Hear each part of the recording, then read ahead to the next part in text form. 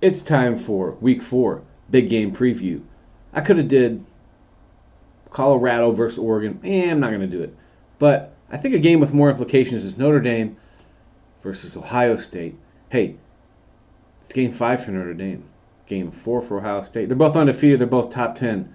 Here's everything you didn't know that you needed to know. Coming up on this week's video.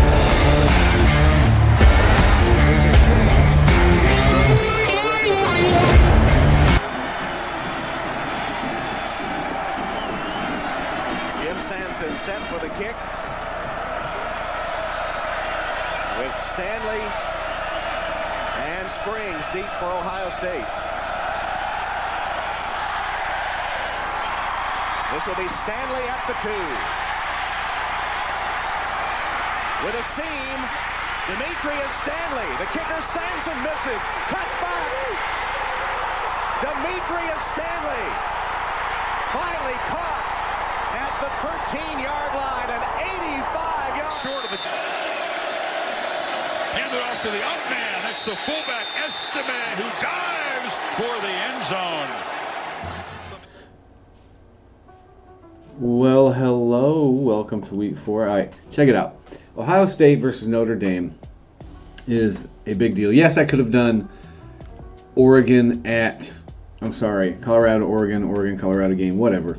But they're 19 respectively Colorado and 10 respectively Oregon. So, I mean, no team's going to go up ahead of 10, I wouldn't think here, unless some big top 10 teams lose. But we're going to preview this game because this is probably the better game as far as implication and top rankings.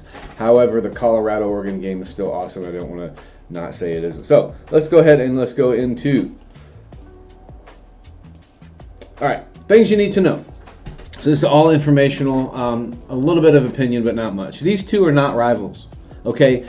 They are absolutely the opposite of rivals. They've only met less than 10 times. Matter of fact, the series is 7-2. So Ohio State's won the last 5 matchups, and that goes back to 1996, I believe.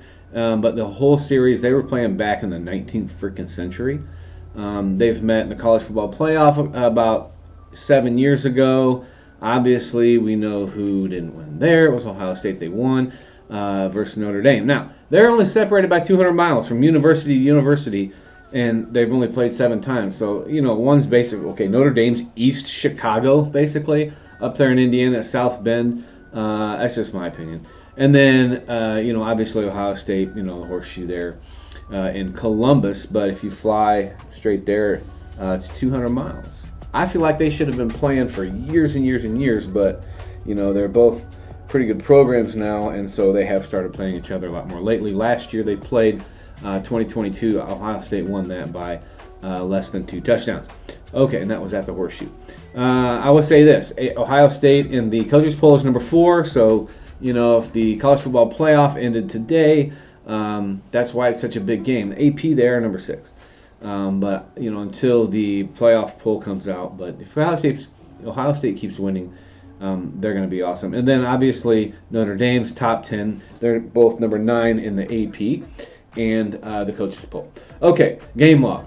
Yeah, Notre Dame played Navy. It's part of like before week 1 technically, and they slaughtered them. I think it was overseas where they played that game. 42-3, and they played Tennessee State, slaughtered them. Then they got a little bit of more of a game out of NC State, and at NC State, Notre Dame looked really good, put up 45 points. And then versus Central Michigan last week, Central Michigan got to go into Notre Dame. It's pretty cool. They slaughtered them. This year, Ohio State played Indiana. Wasn't the greatest offense, but it was actually, when I was watching the game, it was actually pretty good. But they did end up winning at Indiana 23-3. For some reason lately, it's like Ohio State plays Indiana pretty tough. I don't get it. And then they beat Youngstown State, which is kind of interesting. And so they played Western Kentucky and hung 63 points on them. All right, looking at team stats for Notre Dame. 4 that stick out, they average about 300 passing yards, 200 rushing yards. That's pretty good, but they score points. So they're averaging 55 a game coming into this big game. and then they only allow less than 2 touchdowns, which, I mean, if you're going to be good, you got to do that. So they're tied for 14th. Obviously, that's a big deal. Then let's look at Ohio State passing yards, 318 passing yards.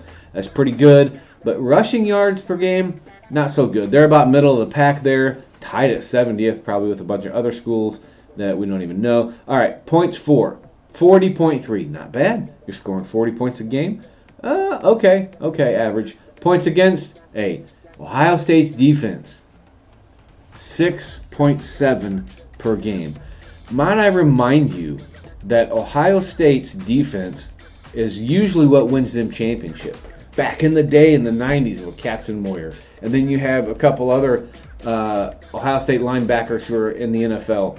And that's been really good for them. So, the cornerbacks, defensive backs, safeties, they're going to have their hands full this game, no doubt. Okay, moving on. Let's take a look at the key players for Notre Dame. Sam Hartman. Now, Sam Hartman, okay, look at his stats. He's got 1,061 yards already. Okay, that should be about where you need to be. Maybe a little more if you're an awesome quarterback. That's over 200 per game. And you're looking at a total of 13 freaking passing touchdowns already.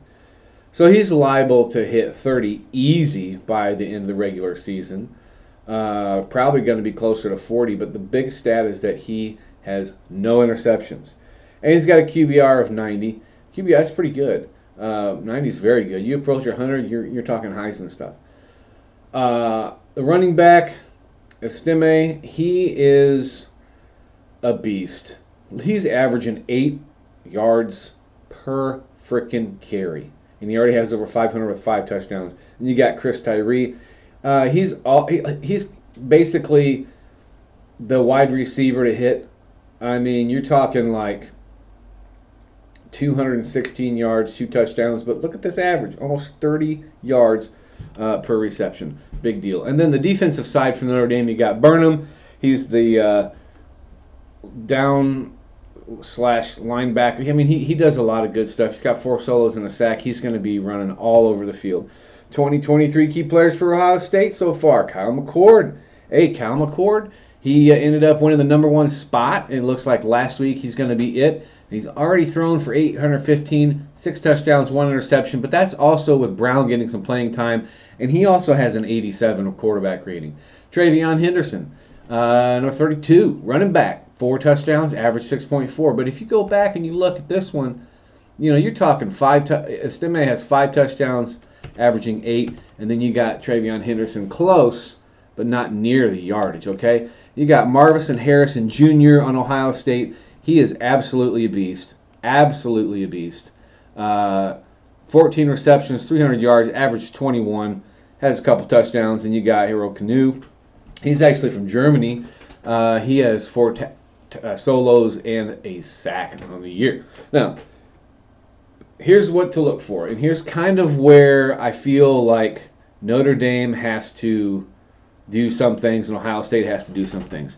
Number 1, I will tell you that McCord he's got the starting position. If Brown has to come in, Ohio State's not going to do very good. And no offense to Brown because he's good too. But McCord's better and he's going to be the key. He has to play at his best. If they don't win here with McCord based on offense alone, then I can see Brown coming back. The other thing is that Henderson, he's at full health now. So that's a good point. And then you got something I call the percentage of pass run. Now, this is not an all-exclusive thing. 60-40 pass run. If you lean somewhere more towards 60 to 70% of Ohio State passing the ball and 30% running the ball, this is going to keep Notre Dame on the field as far as the defense and keep that high-powered offense off the field, okay? Ohio State's got their hands full when it comes to dealing with Hartman. Hartman is the real deal when it comes to quarterbacks. And they got a awesome, Notre Dame's got an awesome running back with Estime. And so this is going to be a really, really tough game. I would not even call Ohio State the best defense in the land. And so they're going to have to really prove themselves here. And then also the key is going to have to end up being stopping Hartman from airing it out. Hartman absolutely can throw the ball. He's a big dude, and so he's somewhat of a dual threat. And I'm going to tell you right now, if the Ohio State defensive backs cannot keep up with their wide receivers, we're going to see Ohio State having problems. Let's look at Notre Dame side. What do they need to do? They need to, in a similar fashion, restrict Ohio State from having big momentum, big plays. Basically, what Ohio State does is Ohio State will have a drive that's like, how are they even any good? And then they'll go out in the next drive and they'll just dominate, or they'll have a 1 or 2 play, and that's going to pump them up, because when you're at Notre Dame, again, this is at Notre Dame, you're going to need that kind of momentum. Next thing, good for Notre Dame. They're just a better team in 2023. Notre Dame absolutely looks so much better than last year's 8-4 team. They've already won 5 games. They've already won 4 games. They're looking at their 5th game. So, I mean, they're going ahead, and that's great momentum for them. I will say this. Time of possession is going to be key for Notre Dame. The more you can keep that Ohio State offense off the field, the better Notre Dame will be. Now, you can't say this about every team, and I know it sounds so cliche to say time of possession wins games. It actually does not. But in this case, with Notre Dame being the away team, Notre Dame has the ability to keep the crowd in it. The more the offense stays on the field. So I could almost say Notre Dame should do a 60-40 as well, pass-run option. But anyway, hey, that's the big game this week. That's my preview, everything you didn't know that you need to know before you watch the game, by the way, which is Saturday at 6:30 on NBC.